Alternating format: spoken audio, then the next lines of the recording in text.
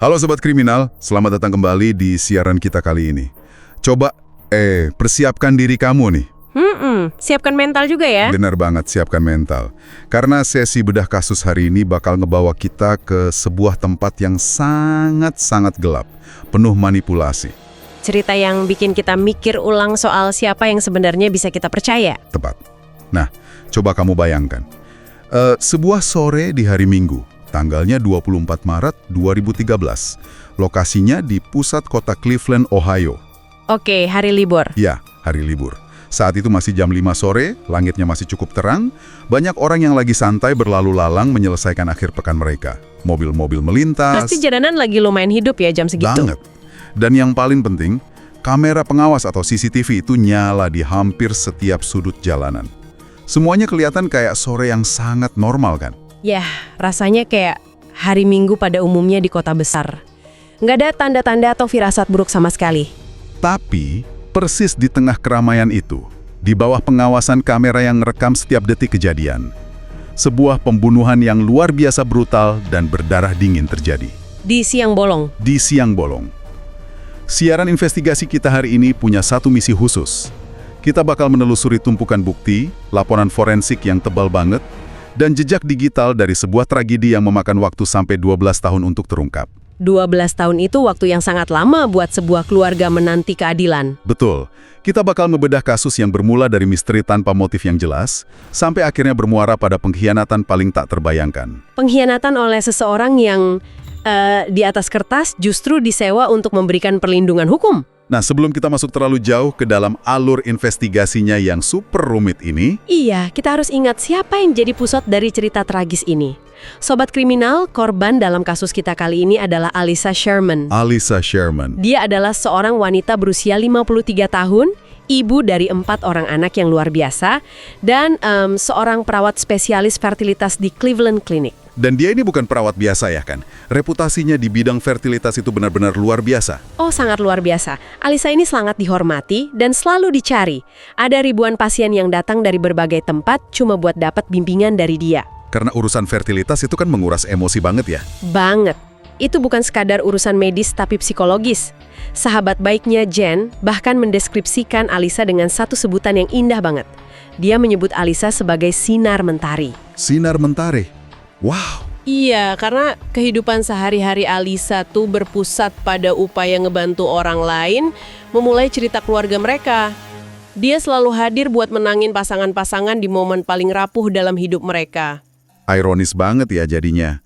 Di balik senyum hangatnya itu, kehidupan pribadi Alisa sendiri justru lagi dilanda krisis yang luar biasa berat.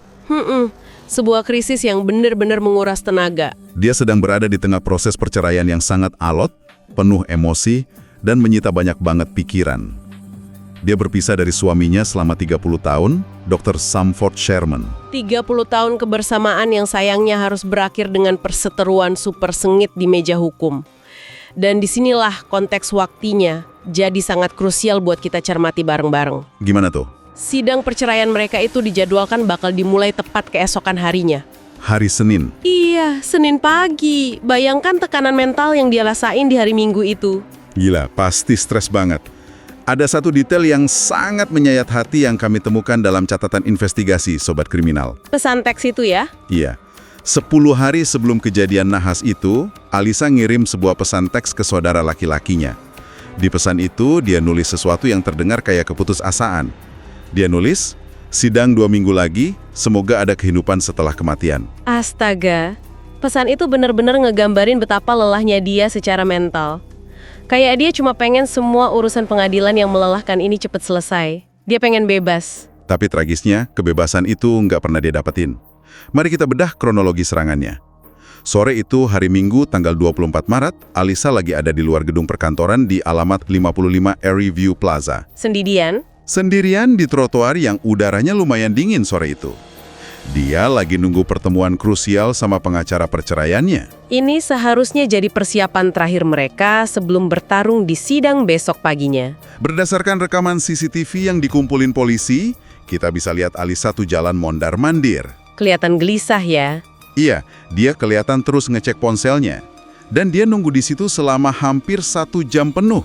1 jam nunggu di luar gedung yang terkunci, di cuaca dingin, pasti bikin frustrasi banget. Terus apa yang terekam selanjutnya di kamera itu? Nah, di pinggir bingkai kamera CCTV, perlahan muncul sesosok tubuh berkerudung. Berkerudung rapat. Rapat banget.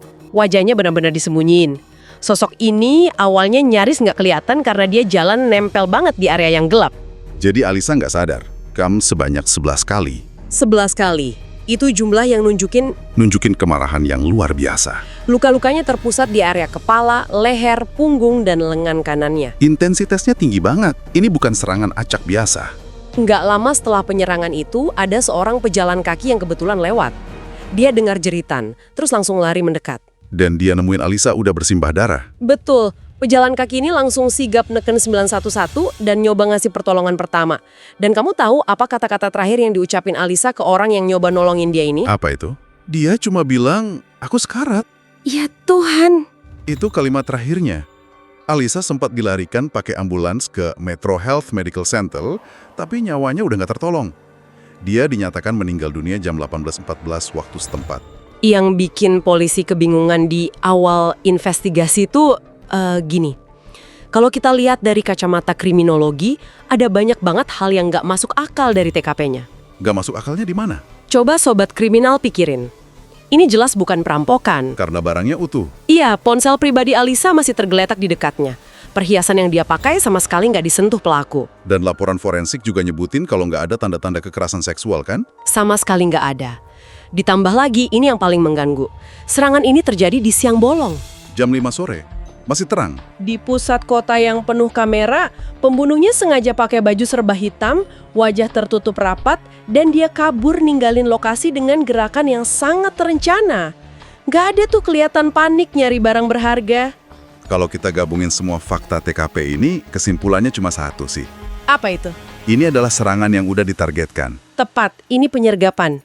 Seseorang datang ke jalan itu bukan buat nyari mangsa secara acak, tapi khusus buat menghabisi nyawa Alicia Sherman. Tapi pertanyaannya, siapa yang mau ngelakuin hal sekecil itu? Maksudnya, Alisa ini kan nggak punya musuh. Dia dicintai banyak orang. Sinar mentari, kata sahabatnya. Iya. Jadi otomatis, naluri kepolisian langsung mengarah ke satu-satunya orang yang punya konflik terbuka sama dia saat itu. Sang mantan suami. Sang mantan suami, Dr. Sanford Sherman. Ya, secara statistik kepolisian, pasangan atau mantan pasangan itu emang selalu jadi target kecurigaan nomor 1 dalam kasus pembunuhan kayak gini. Apalagi perceraian mereka melibatkan aset yang besar dan sangat sengit. Tapi anehnya, penyelidikan ke arah Sanford ini langsung mentok. Mentok gimana? Dia nggak mau ngomong. Boro-boro ngomong, begitu polisi nyoba mendekat, Sanford nolak keras buat diajak kerjasama. Dia langsung nyawa pengacara hebat dan berlindung di balik hak hukumnya. Dia bungkam total ya? Bungkam total. Dia bilang dia nggak bakal jawab pertanyaan apapun kecuali polisi mau netapin dia secara resmi sebagai tersangka. Dan masalahnya, saat itu polisi belum punya bukti fisik yang cukup kuat buat naikin statusnya. Nggak ada senjata, nggak ada sidik jari. Benar. Padahal situasi keluarga mereka makin panas loh saat itu. Oh ya, sampai gimana tuh? Putri mereka sendiri, Jennifer, sampai menggugat ayahnya senilai $2 juta. Wah, anak kandungnya sendiri. Iya. Jennifer nuduh ayahnya tuh memalsukan dokumen dan diam-diam ngambil uang dari rekening ibunya. Itu nunjukin betapa hancur dan toksiknya dinamika keluarga itu ya. Publik dan keluarga besar Alisa tuh udah yakin banget kalau Sanford ada di balik ini semua. Tapi balik lagi, secara hukum nggak pernah ada satupun jejak DNA, rekaman CCTV, atau saksi mata yang bisa ngaitin Sanford sama pembunuhan itu. Jadi dia nggak pernah didakwa sama sekali. Nggak pernah. Waktu terus berlalu, tahun berganti tahun. Setiap tanggal 24 Maret, keluarga Alisa bikin aksi peringatan buat nuntut keadilan. Tapi kasus ini perlahan mendingin. Kelihatan kayak udah nemu jalan buntu yang permanen ya. Sampai akhirnya, ada kabar di bulan Juli 2024. Dr. Sanford Sherman meninggal dunia. Meninggal. Berarti rahasia apapun yang dia simpan ikut terkubur. Betul. Bagi banyak orang, rasanya pintu keadilan buat Alisa tuh udah benar-benar tertutup rapat. Tapi ternyata penyelidikan polisi diam-diam nggak pernah berhenti di belakang layar. Nah, disinilah sobat kriminal bakal kaget. Arah investigasinya ngambil tikungan tajam yang benar-benar gak terduga. Mari kita mundur ke bulan Januari 2016. Sekitar 3 tahun setelah pembunuhan itu. Iya, tim detektif yang menelusuri ulang semua data nemuin satu nama yang selama ini sama sekali nggak masuk radar kecurigaan publik. Namanya Gregory Moore. Gregory Moore. Coba, Sobat Kriminal tebak, siapa dia? Dia adalah pengacara perceraian Alisa sendiri. Orang yang dibayar mahal buat ngebela Alisa. Orang yang seharusnya berdiri paling depan jadi pelindung Alisa.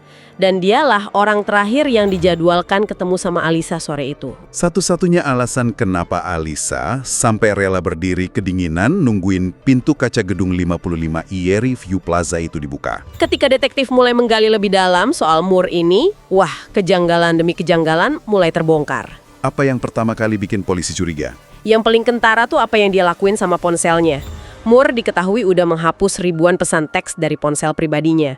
Dan tebak pesan apa aja yang sengaja dia hilangin? Jangan bilang. Seluruh percakapannya dengan Alisa di hari pembunuhan itu. Wah, itu sih udah red flag banget. Sangat mencurigakan. Waktu polisi pertama kali interogasi dia, beberapa hari setelah kejadian, Moore ini ngasih cerita yang kedengarannya masuk akal banget. Namanya juga pengacara ya, jago ngerangkai cerita. Lihat ke arah jalanan, tapi saya nggak ngeliat Alisa di mana-mana. Kelihatannya logis sih, tapi sayang sekali Moore lupa satu hal mendasar. Jejak digital nggak bisa bohong? Tepat. Polisi langsung ngebongkar data dari menara seluler terdekat dan catatan telekomunikasinya. Dan data itu secara telak ngebuktiin kalau Moore ini bohong besar. Dia nggak ada di lobi. Boro-boro di lobi. Pada jam di mana dia ngaku turun ke lobi buat nyari Alisa, sinyal ponselnya nunjukin kalau dia sama sekali nggak ada di dalam gedung itu atau bahkan di sekitaran gedung perkantoran itu. Berarti dia ada di lokasi lain. Ya, penemuan kebohongan ini bikin polisi makin penasaran. Siapa sih sebenarnya Gregory Moore ini? Mereka mulai ngorek latar belakang profesionalnya. Dan rekam jejaknya gila banget. Asli, ini bikin geleng-geleng kepala. Coba kamu jelasin deh, apa yang Moore lakuin di tahun 2012, setahun sebelum Alisa dibunuh? Oke, Sobat Kriminal dengerin ini ya. Di bulan Januari, Mei, dan Juli tahun 2012, Moore ini pernah didakwa karena bikin serangkaian ancaman bom palsu Ancaman bom. Kemana? ke beberapa gedung pengadilan di wilayah Geauga, Lake, dan Cuyahoga. Buat apa seorang pengacara yang kelihatannya mapan iseng nelpon pengadilan terus ngancem ada bom? Nah, pas polisi menganalisis pola ancaman bom ini, sifat asli Moore ini mulai kelihatan. Kalau kita cocokkan tanggal ancaman bom itu sama jadwal kerjanya, ada benang merah yang sangat tebal. Apa tuh? Setiap kali Moore nelpon neror pengadilan pakai isu bom, hari itu kebetulan selalu, dan saya tekankan selalu, menjadi hari di mana dia harus maju bersidang buat kasus yang lagi dia tangani. Tunggu. Jadi dia bikin ancaman bom palsu cuma supaya sidangnya batal? Betul banget. Ini taktik manipulasi yang ekstrim. Dia ngelakuin itu murni karena dia nggak siap buat bersidang. Astaga, bukannya begadang nyiapin materi pembelaan kayak pengacara normal ya? Dia milih jalan pintas yang kriminal. Nelpon ancaman bom biar gedung pengadilan dievakuasi dan hakim terpaksa nunda sidang. Itu pola pikir yang sangat-sangat berbahaya. Dan gara-gara rentetan ancaman bom itu, di tahun 2017, Moore akhirnya ngaku bersalah kan? Iya, dia dihukum 180 hari penjara. Terus izin praktiknya sebagai pengacara dicabut secara permanen. Karirnya hancur lebur. Tapi ingat Sobat Kriminal, saat itu di 2017, polisi masih belum bisa ngaitin Moore secara resmi sama pembunuhan Alisa. Mereka masih ngumpulin puzzle-nya pelan-pelan, butuh bukti yang benar-benar solid. Yang akhirnya bawa kita melompat ke kejutan terbesarnya. 12 tahun setelah Alisa tewas. Bulan Mei 2025. Berita besar. Media di Cleveland mendadak heboh. Tim khusus dari US Marshals nangkep Gregory Moore di Texas. Dan dakwaan yang dibacain jaksa benar-benar bikin merinding. Moore didakwa atas pembunuhan berencana tingkat pertama, konspirasi, dan penculikan terhadap kliennya sendiri. Dan motif di balik dakwaan ini tuh benar-benar mencengangkan. Kalau kita ingat lagi, kebiasaan buruknya yang suka nunda sidang karena nggak siap tadi. Oh iya, sidang perceraian Alisa kan jadwalnya hari Senin. Nah, untuk sidang perceraian yang dijadwalkan hari Senin itu, hakim pengadilan ternyata udah ngasih peringatan keras ke Moore. Hakim tegas bilang, tidak akan ada lagi penundaan. Titik. Berarti Moore posisinya kejepit dong. Dia sama sekali nggak punya persiapan berkas buat ngelawan pengacara suaminya Alisa? Kejepit banget.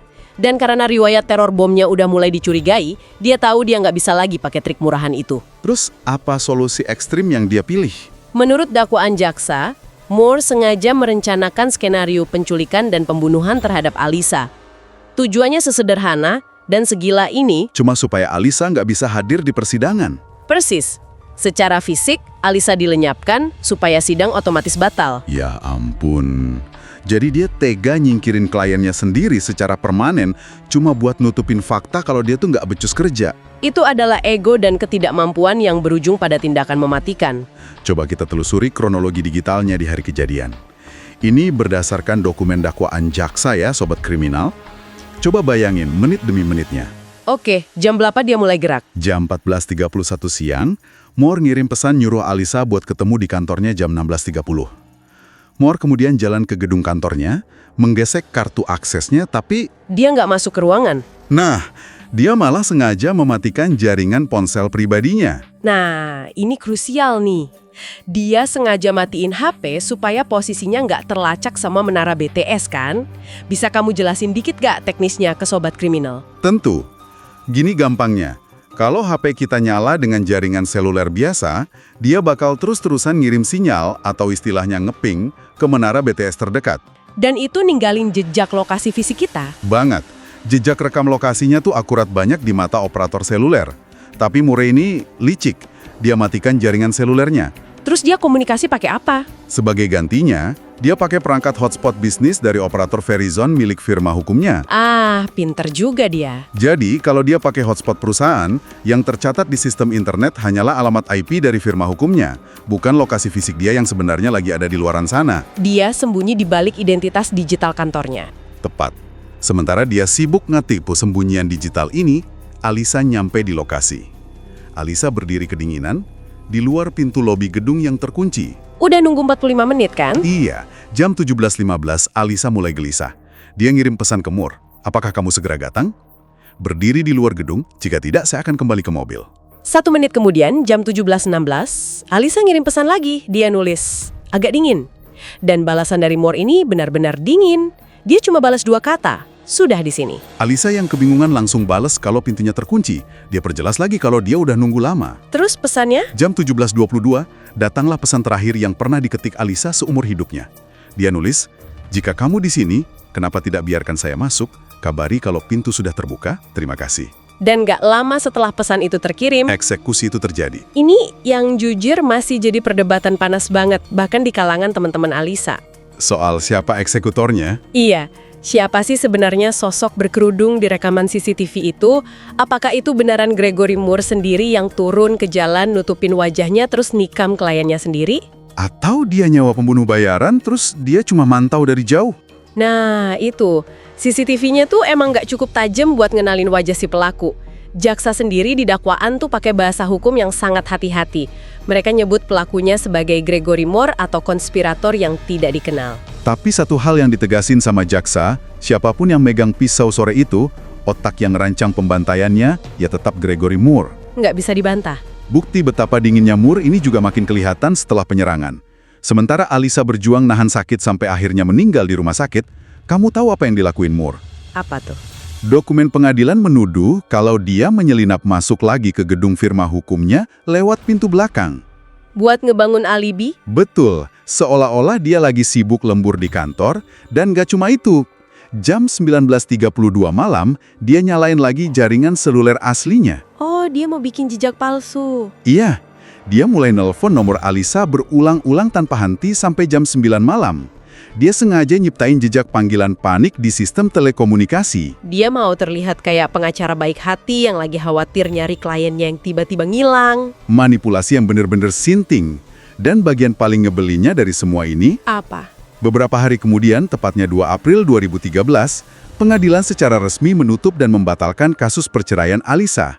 Alasannya simpel, kematian pihak penggugat. Wah, misi Moore berhasil dong berarti, sidaknya batal. Berhasil sempurna saat itu.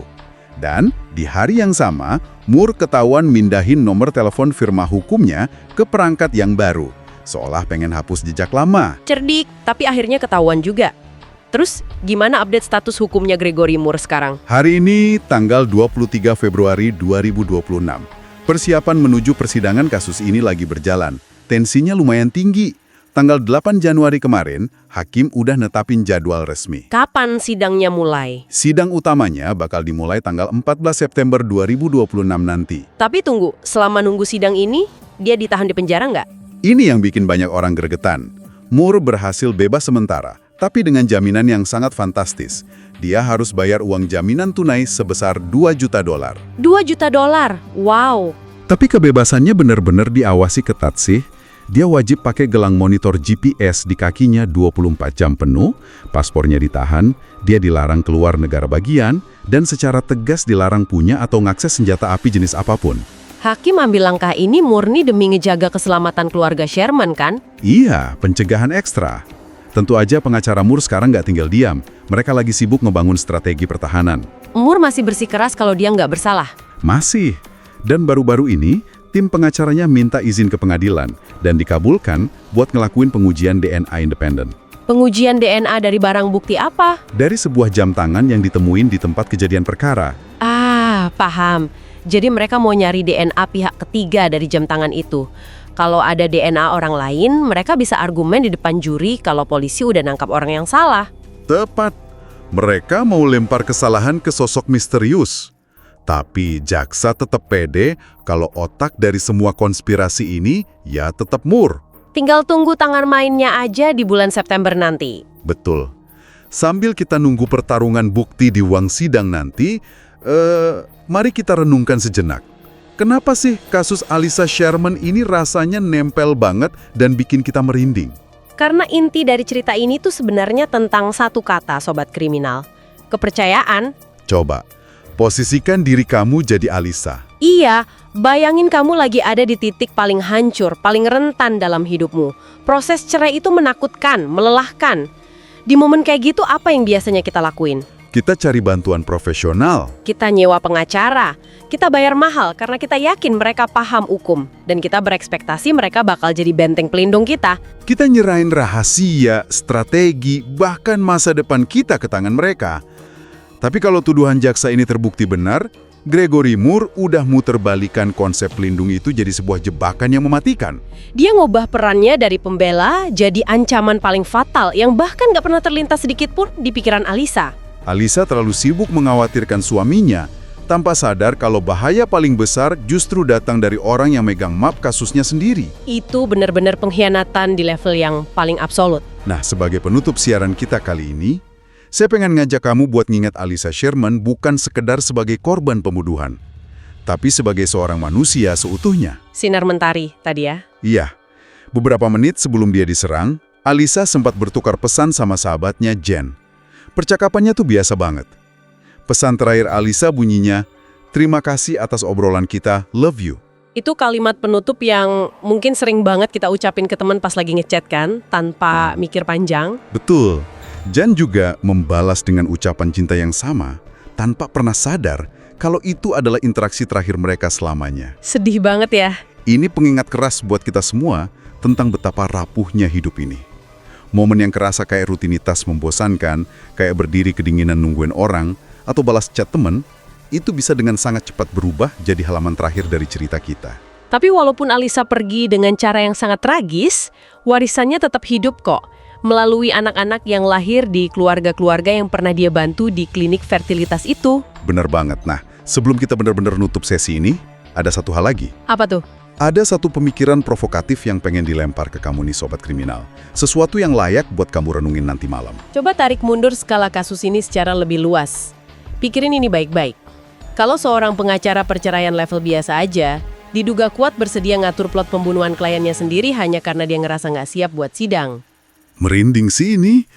Manipulasi atau upaya penutupan fatal macam apa lagi yang mungkin sebenarnya lagi terjadi di luar sana. Gila, bener juga ya. Coba bayangin kasus-kasus lain yang taruhannya jauh lebih masif. Gugatan perusahaan raksasa yang nilainya miliaran dolar.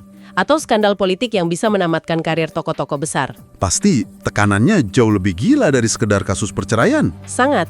Pertanyaannya, mungkinkah sebenarnya ada semacam epidemi tersembunyi dari para profesional hukum atau elit-elit lainnya yang diam-diam pakai cara gelap, Ancaman, penculikan, atau bahkan pembunuhan buat nutupin ketidakmampuan atau kesalahan mereka? Tapi mereka kerjanya terlalu rapi, jadinya nggak pernah ketahuan. Persis.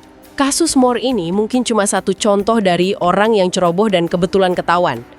Satu titik kecil dari sebuah sistem bawah tanah yang jauh lebih gelap. Wah, itu pertanyaan yang pasti bikin kita semua makin overthinking malam ini. Sobat Kriminal, terima kasih udah nemenin kami ngebedah kasus ini dari awal sampai akhir. Terima kasih udah dengerin. Pesan kami dari balik meja siar, tetaplah waspada, jangan pernah berhenti bersikap kritis terhadap siapapun yang kamu percayai. Apalagi kalau mereka berlindung di balik gelar profesional dan setelan jas yang rapi. Betul. Kami bakal terus pantau jalannya persidangan Gregory Moore di bulan September mendatang, dan pastinya bakal ngasih update langsung buat kamu. Sampai jumpa di penelusuran investigasi berikutnya. Dan selalu perhatikan siapa yang berdiri di belakangmu.